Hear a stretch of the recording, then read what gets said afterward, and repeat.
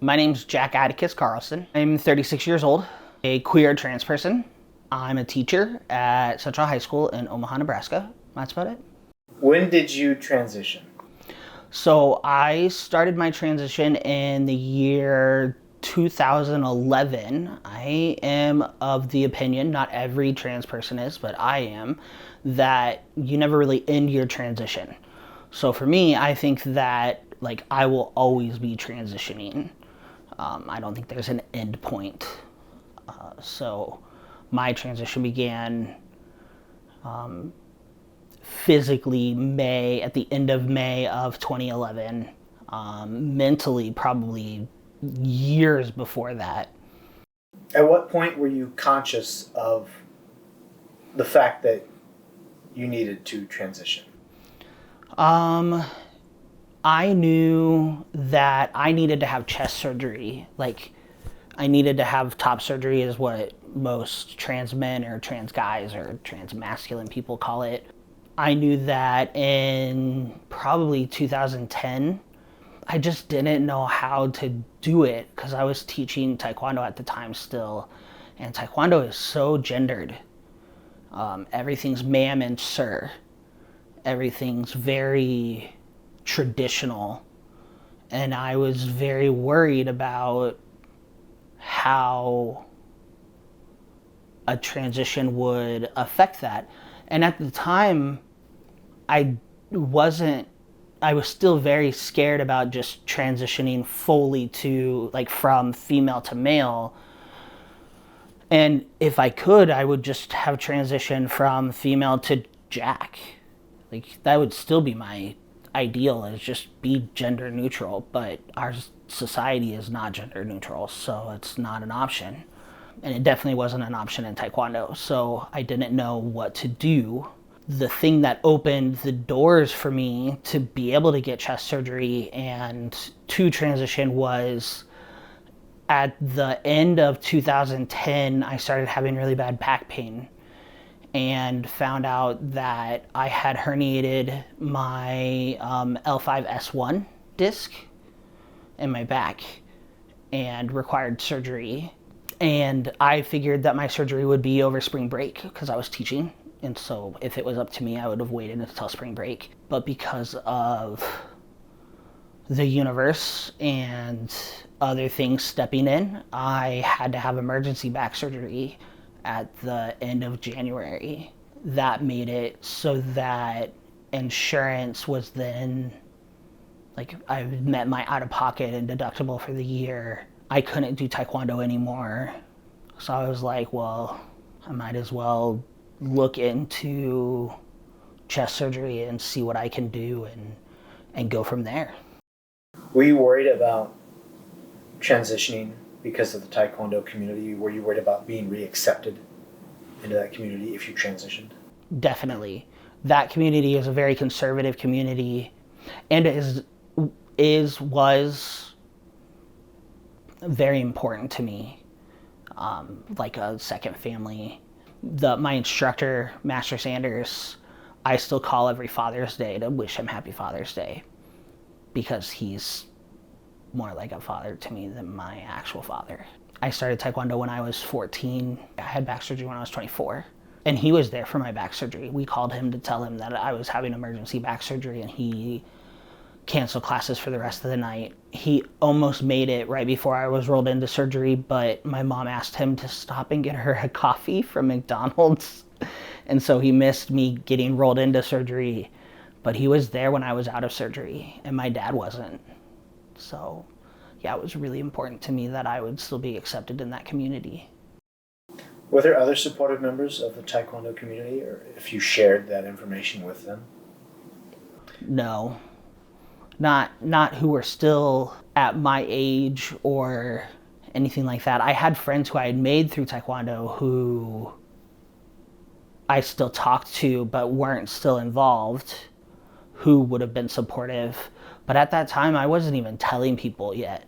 Nobody knew what I was thinking yet. I don't think I told anybody until probably spring of 2011. Who else was supportive at that crucial time when you were dealing with your back, when you were dealing with your goals changing?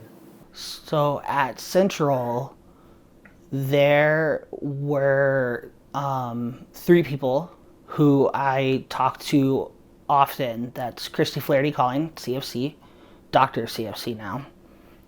Very important. Not to her, but to me because she earned it. Kelly Means, they shared an office.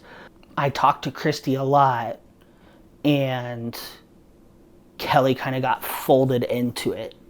It wasn't that I like trusted Kelly as much as I trusted Christy.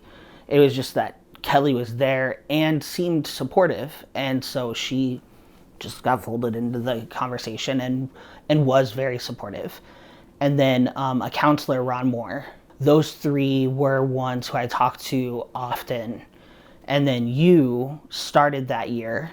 That was the year you started, and we had first semester, we had study hall together. You were supportive of just me being me. Like at that point, people just saw me as a very masculine woman, and you're like, okay. And I told you that I prefer to go by Jack, and you're like, oh, all right, whatever.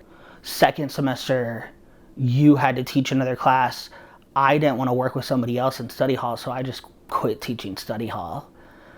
But I knew that you were someone who I could count on the next year. Although I transitioned 2011, the end of my second year teaching, I wasn't able to transition at school.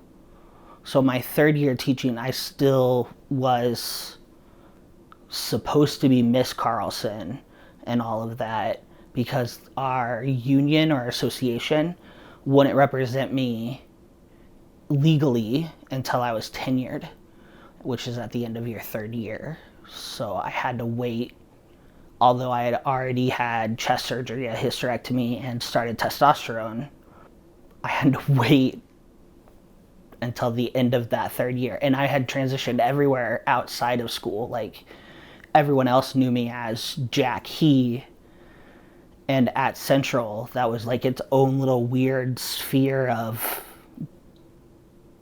Carlson, she. It was really, that year was really weird because of that. What is the process of transitioning? So that's going to be different for everyone. There's supposed to be like a process. Like there used to be a process that you had to go through to be able to start like hormones. I know that part of that process was you had to go by the name that you wanted to for a year, and you had to go by your pronouns for a year and all of that. I don't know if they still do that, but for me, my process was I had my chest surgery first because at that point, I still wasn't sure if I was going to change my pronouns. And then 6 weeks to the day, because I had to wait 6 weeks, I had a hysterectomy. And after that, they told me that I had to go on some type of hormone. They said, you can either do estrogen or you can do testosterone, but you have to be on a hormone. And I didn't realize that at the time. So I decided to go on testosterone because estrogen would have changed, like would have kept my body the same way and could have reversed the effects of my chest surgery. And I didn't want that. So testosterone changes the way the body fat is on a person who is born female. So like instead of body fat being near the hips and stuff, it moves up into the belly area, and it masculizes the fat distribution, and then also allows you to grow like facial hair. For some people, lowers your voice, lets you grow hair wherever. Some people get hair on their ass. I luckily did not get ass hair. I'm so glad I didn't. Cutting that out. One of my friends is really worried about that. Testosterone allows a lot of things to happen that I wanted to have happen. Estrogen would have put me in the same area that I was in that I was not comfortable with.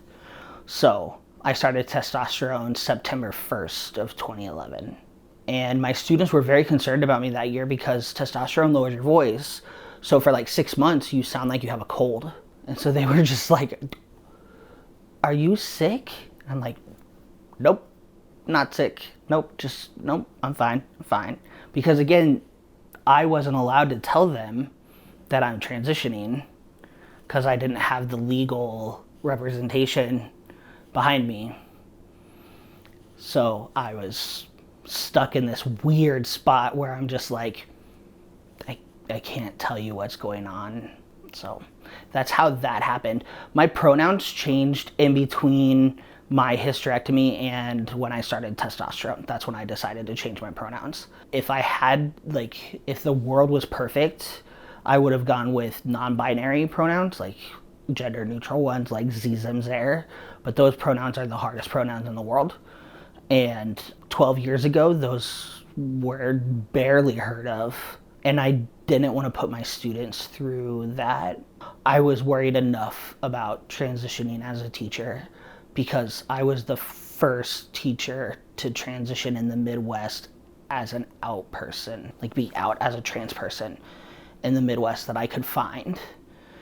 And it was terrifying because when you Googled it at the time, trans teachers were just getting fired everywhere. I knew that I couldn't get fired for being trans, just for being trans in OPS because it's part of their anti-discrimination, but they could have easily found another reason to fire me. They didn't. I got very lucky. And I got lucky with my school. The OEA, the union, the association really wanted me to switch schools. They thought that would have been easier, and it would have been easier for them and for the district, but it wouldn't have been easier for me because the school that I'm at is the most diverse and the most welcoming. It's not perfect, but it's definitely the best in the city. It's not like I could have gone to a school that would have been more welcoming. What kept you going through your difficult points of the transition? I'm just going to assume, as with any journey, there were hardships. I had a great psychiatrist. I have a great psychiatrist still. Same one. Being told that it would get better and believing that it would get better. Knowing that I'm there for the students at Central to see as a trans person who's succeeded in life. Like they get to see an adult who's like gone through that process and is alive and doing well. And my friends, my friends really helped a lot. I couldn't have done it without my friends, without that support group. Mentally, how has your life changed? Definitely happier. I can be myself. I'm authentic. I used to feel like I was lying to people. Actually, there's a funny story. There were two people who started in the math department the year after I had transitioned. So I had done all of my transitioning stuff, was out to everybody except for Central.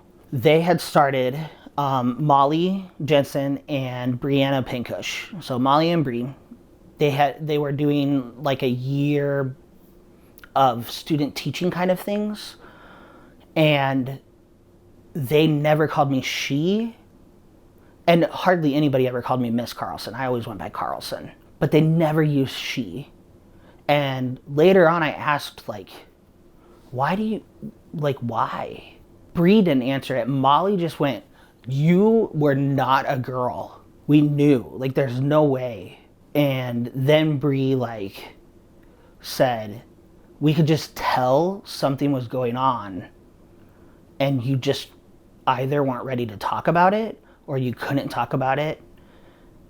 And we talked and just decided, we're just going to use Jac, your name, and Carlson to refer to you until you're ready to tell us otherwise. And if you correct us and say, hey, I really would prefer you use she pronouns, then we would have switched back. But you never corrected us.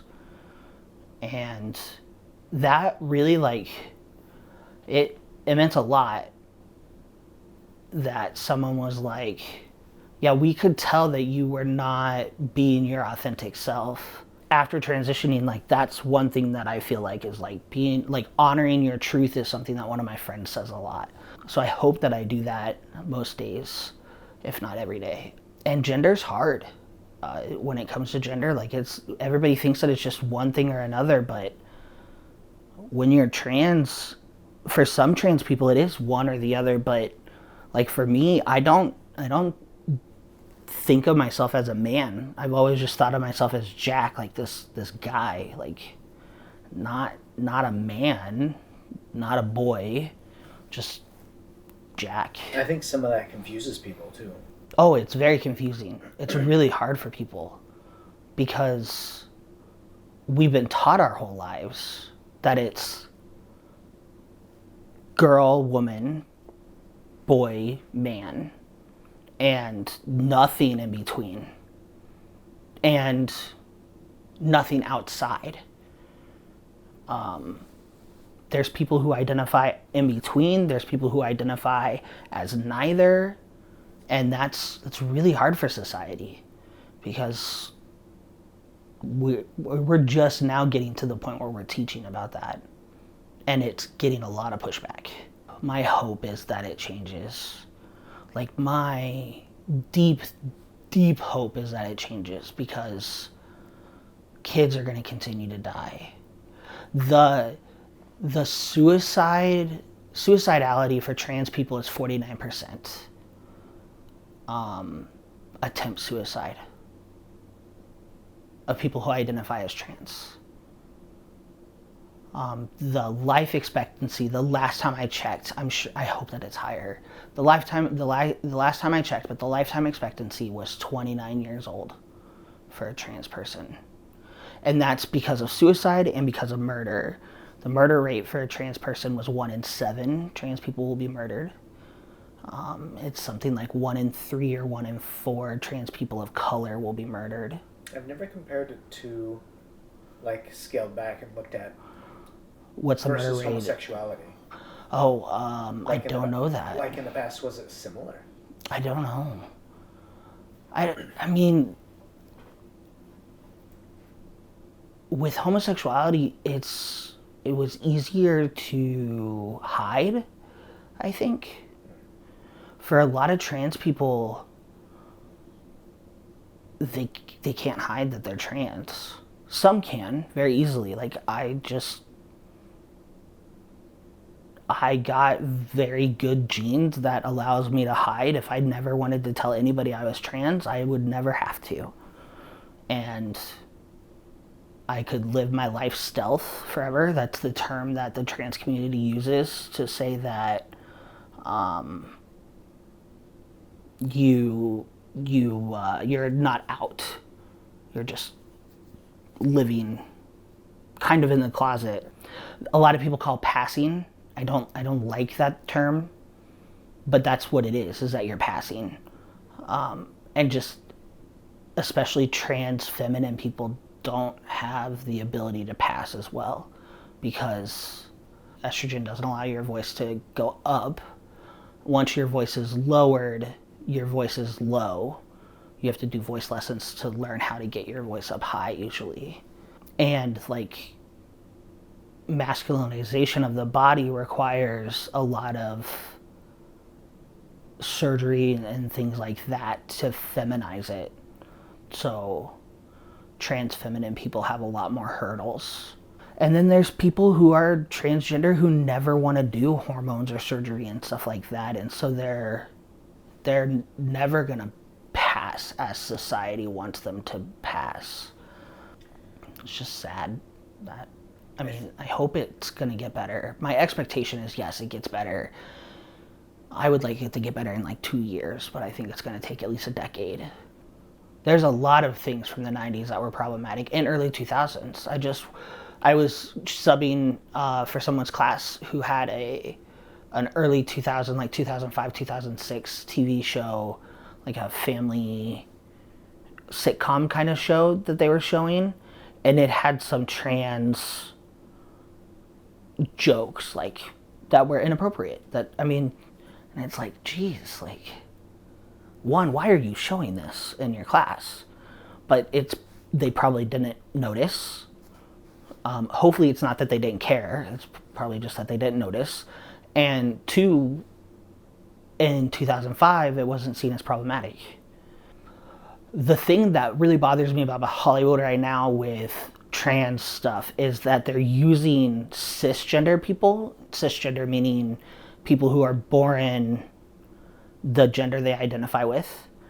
So the anti-trans, like not anti-trans, but the opposite of trans. they use cisgender actors and actresses to portray trans characters when there are trans people who could portray trans characters. Like Elliot Page could easily act as a trans man instead of having other people come in and act as trans men. And when these cisgender actors come in and act as these trans characters, they are applauded as like, wow, that's so brave of you. But Hollywood won't hire an actual trans person to do it. And it's like, it'd be a lot more brave if Hollywood would just hire the trans person. There's a few that are out there trying. I mean, like, it's been documented over the last probably 5 or 6 years with trans actors and actresses like Laverne Cox and Elliot Page. There's a few others who I can't think of their names. I'm terrible with names. Where I think her last name is Mock. Like, where they're really trying to get jobs and they can't get them. But, I mean, it's not that there's not any trans characters. It's just Hollywood hires other people. Would you say that the perception of trans rights is improving? It was improving a lot. So I'm going to pull in politics. Under Obama, it got a lot better. A lot better. Like, we saw a lot of rights that were given to us. And then Trump took away a lot and then appointed those justices who just took away stuff. And so our rights have gone backwards right now. But I think that it's got to keep going forward. Like, it just gotta.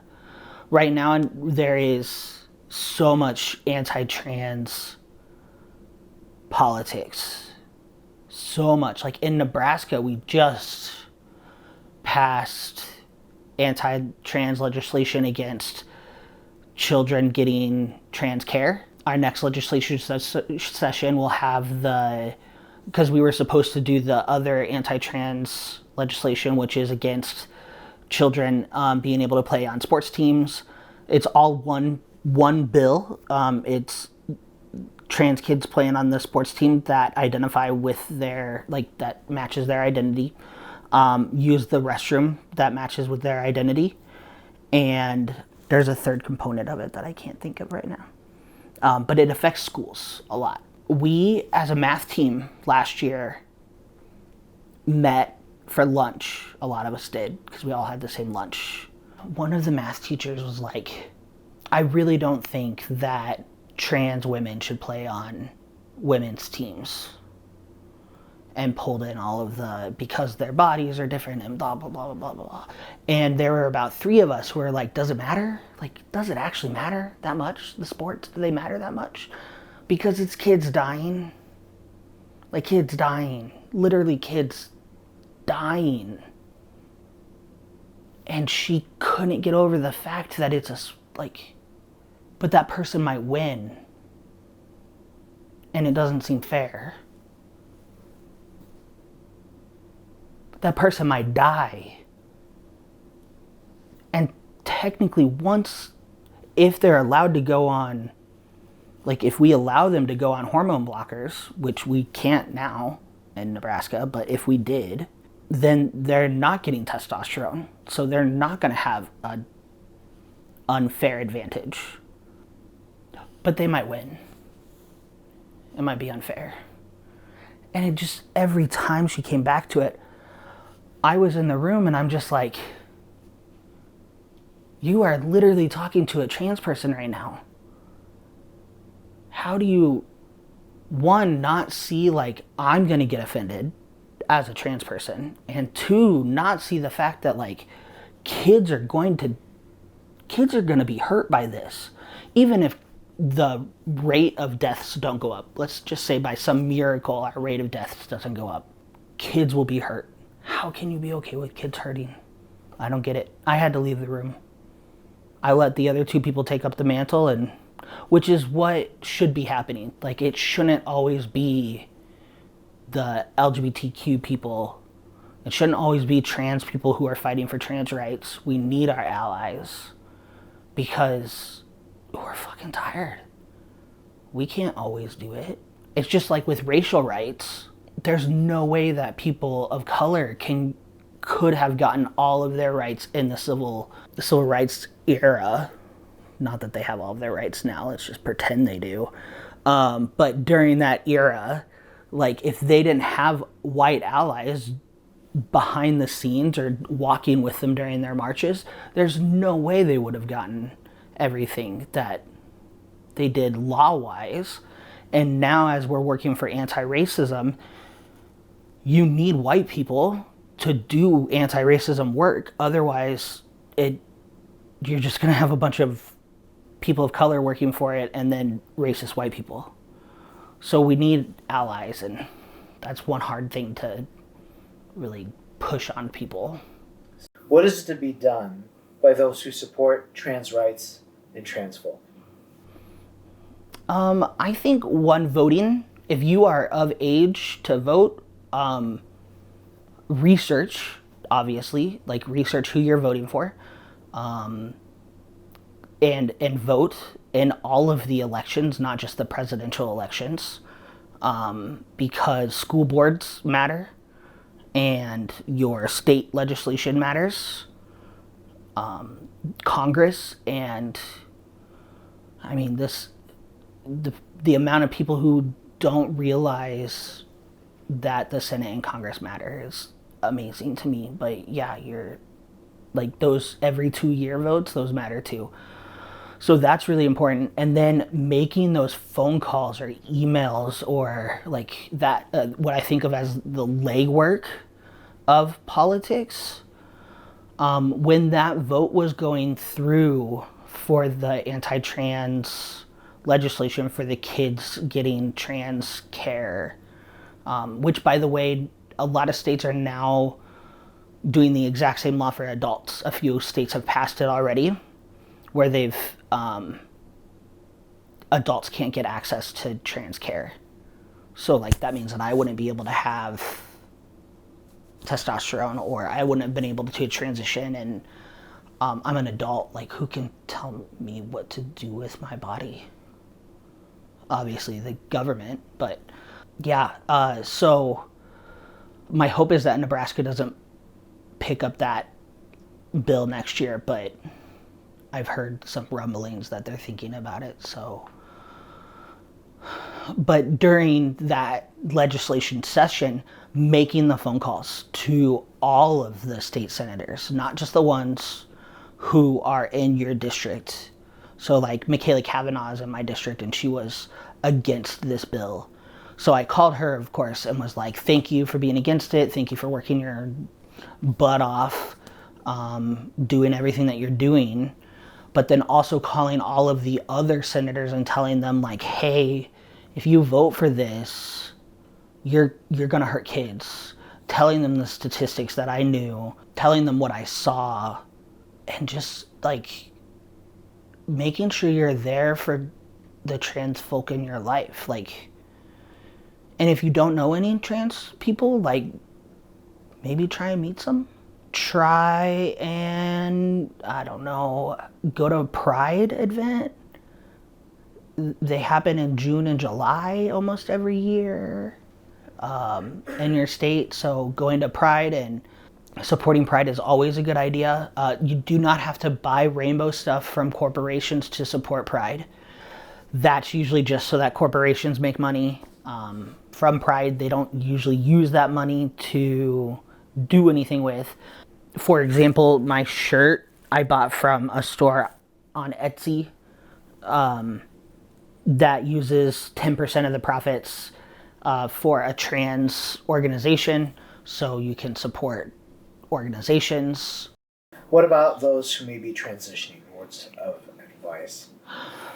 So if you are transitioning, just remember that the cliche that it will get better, as crappy as it is that day or that week or whatever, that it's gonna get better, because you're becoming yourself And as you do become yourself, everything else in your life gets a little bit better. It makes it easier to deal with stuff, handle things, all of that. Like my friend said, honor your truth. It is a long haul. This is 12 years in, and there's still days that I'm sad. 12 years in, and I still have, I'm not sad about transitioning. I'm very grateful that I did that. I'm very grateful that I had the ability to do that. I'm grateful that my friends and the family who supported me. What's hard is society and the people who don't support you. That's hard to deal with.